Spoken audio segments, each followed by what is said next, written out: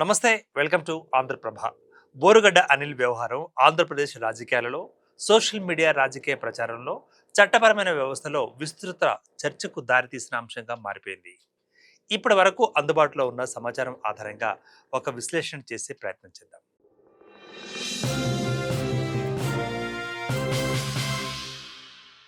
Borugadda Anil social media, TV డిబేట్ల ద్వారా ప్రత్యర్థి నాయకులపై తీవ్ర విమర్శలు, వ్యక్తిగత దూషణలు చేశారనే ఆరోపణలతో ఆయన గుర్తింపు పొందారు. అయితే ఆయన తాను వైఎస్ఆర్సీపీకి అనుకూలంగా పనిచేస్తున్నానని చాలాసార్లు చెప్పినా తర్వాత ఆ పార్టీ నాయకులు తమకు ఎటువంటి అధికారిక సంబంధాలు లేవు అంటూ ప్రకటించడం విశేషం ఇక్కడ. ఇక నమోదైన కేసుల వివరాలు చూసినట్లయితే బెదిరింపులు, దూషణలు, సోషల్ మీడియా పోస్టులు, ఇతర క్రిమినల్ ఆరోపణలతో ఆయనపై పలు జిల్లాలలో అనేక కేసులు నమోదయ్యాయి. ఇప్పటికీ కొన్ని నివేదికల ప్రకారం ఆయనపై 50కి పైగా కేసులు నమోదయ్యాయని వార్తలు వినిపిస్తున్నాయి. ఇక బెయిల్ గురించిన వివాదం ఏంటో కూడా చూద్దాం.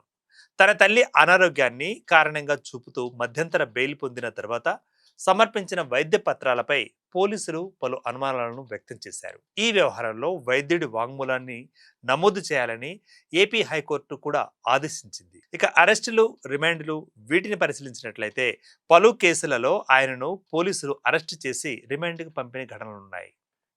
తర్వాత కొన్ని కేసులలో బెయిల్పై ఆయన విడుదలయ్యారు. ఈ ఘటన రెండు ప్రధాన చర్చలకు దారితీస్తోంది. ప్రభుత్వ వాదన ఏంటంటే చట్టాన్ని ఉల్లంఘించిన వారిపై చర్యలు తీసుకుంటామని పేర్కొంటోంది. ఇక విమర్శకుల వాదన ప్రభుత్వం మారిన తర్వాత పాత కేసులు వేగంగా వెలుగులోకి వచ్చాయని, రాజకీయ కోణం కూడా ఉందని ఆరోపించారు. రైట్, మొత్తం మీద అనిల్ కుమార్ వైఎస్ఆర్సీపీ నాయకుడిగా అప్పటి నుంచి ఇప్పటి వరకు ఒకటే పార్టీలో ఉన్నారు, ఒకటే మాట మీద ఉన్నారు, ఒకటే పాట మీద ఉన్నారు, అది వైఎస్ఆర్సీపీ పాట.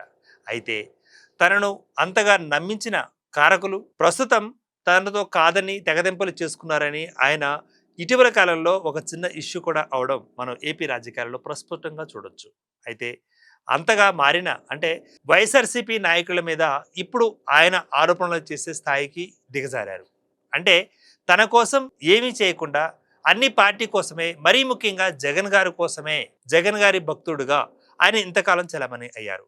సో ఇటీవల కాలంలో తన భార్యతోటి మరి అనిల్ కుమార్ ఆయన ఇంటి ముందు కూర్చునడం, జగన్ గారు బయటికి రాకపోవడం, అక్కడ జరిగిన హైడ్రామా చూసినట్లయితే సో పూర్తిగా నమ్మితే, పర్ఫెక్ట్గా పనిచేస్తే, నమ్ముకొని పనిచేస్తే చివరకు ఇదా మిగిలేది అన్న ఒక గుణపాఠంలాగా ఏపీ రాజకీయాలలో ఈ యొక్క సంఘటన కనిపిస్తోంది. వైఎస్ఆర్సీపీ అధికారంలో ఉన్నప్పుడు అప్పట్లో మరి ఇప్పుడు టీడీపీలో ఉన్న ఎవరైతే ప్రముఖులు ఉన్నారో, టీడీపీ చీఫ్స్ ఎవరైతే ఉన్నారో వారందరూ కూడా దుమ్మెత్తిపేశారు. ఇక ఏపీ డిప్యూటీ సీఎంగా ఉన్న మన పవన్ కళ్యాణ్ గారిని కూడా ఆయన ఎంతో దుమ్మెత్తిపేశారు. ఇక చెప్పుకోరాని మాటలు, వినలేని బూతులు, రకరకాలుగా ఇవన్నీ కూడా ఇప్పటికీ వైరల్ అవుతున్నాయి సోషల్ మీడియాలో. మరి ఇంత చేసిన ఆయన ఇప్పటికీ తన తీరు మార్చుకున్నారా? లేదు. సో తన జగన్ గారు ఏం చెప్తే అదే చేస్తాను అంటూ కూడా ఇప్పటికీ భీష్మించుకొని ఉన్నారు. సో మొత్తం మీద ఆయన ఎపిసోడ్ ఏదైతే ఉందో మరి పలు ఆరోపణలకి గురవుతున్నారు. ప్లస్ పలు కేసులలో కూడా అంటే దాదాపుగా ఇప్పుడు మనం చెప్పుకున్నట్లుగా 9 ఏళ్ళు, సంవత్సరం కూడా జైలు శిక్ష అనుభవించినట్లుగా మనకు తెలిసి వస్తుంది. ఇక బెయిల్ సంగతి సరే సరే. సో ఇంతటి నమ్మిన బంటు, రాజకీయ బంటు, సో రాజకీయంగా ఆయన ఎంత సేవ చేశాడు అంటే నమ్ముకున్న మనిషికి, నమ్ముకున్న పార్టీకి, సో మరి ఆయన ఎలాంటి గతికి వచ్చాడు. సో ఇది మనందరూ కూడా చూడాల్సిన అవసరం ఉంది.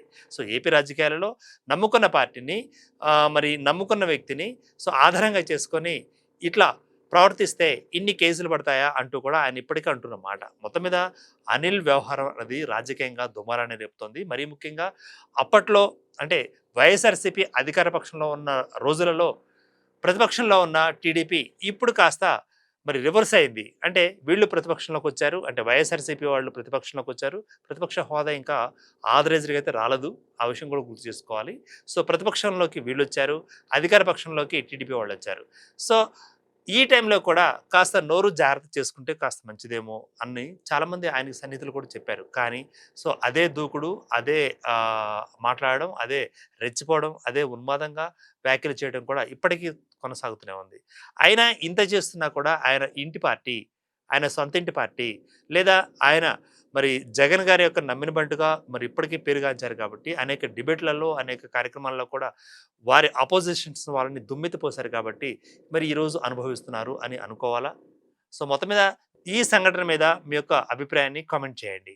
Keep watching Andhraprabha.